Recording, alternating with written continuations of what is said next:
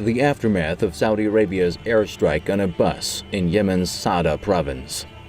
The mangled remains of the bus and the crater on the ground clearly shows the sheer power of the air raid. Saudi Arabia claims it targeted Yemeni missile launchers, but Yemenis deny this.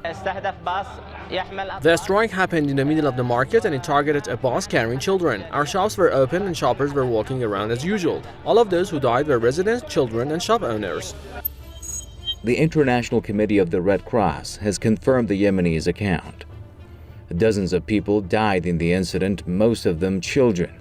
The United Nations Children's Agency strongly condemned the Saudi attack on the Yemeni school bus. UNICEF is simply horrified by the loss of another 29 innocent children's lives, adding to the thousands of children that have been killed already in this brutal war. To those parties who are fighting that brutal war, one simple message: stop this brutal war.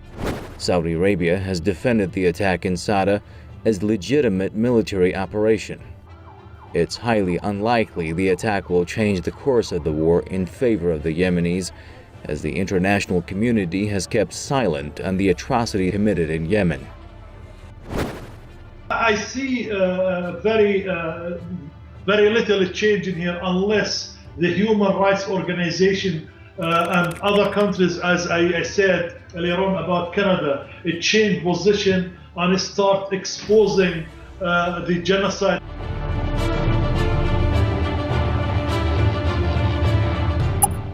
In June 2016, the United Nations former chief Ban Ki-moon put Saudi Arabia and its allies on an ignoble list of armies that kill and maim children.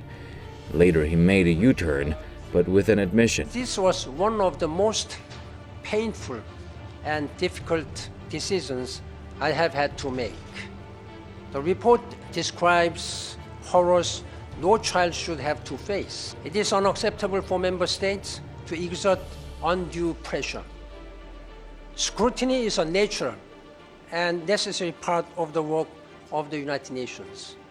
Ban's reluctant denial does not change the reality. Yemen's Ministry of Health says the Saudi war has so far killed some 3,000 children. Thousands of others have been maimed. The Saudi-led coalition enjoys full support from the US, France, and the UK. The three countries are the major suppliers of arms to the Saudis. They have been accused by rights groups of putting economic gains above human rights. The US, France, and Britain sell Saudi Arabia billions of dollars worth of arms each year. Washington and London also provide intelligence, military advice, and target assistance to the Saudi war in Yemen. A media report in May said the U.S. has even deployed special forces to help the Saudis in their fight. I call on the human rights activists and the organization, anti-war organization, to start filling the streets in London, in New York, in Paris, and pressurize their government to stop supplying the Saudis and to be partners in the crime against the Yemenis. The Yemen conflict is now a war of attrition. There are no signs the Saudi-led coalition will win the war. It seems the international community does not have the will to end the conflict, and as it drags on, it's the Yemeni civilians who have to bear the brunt of the war.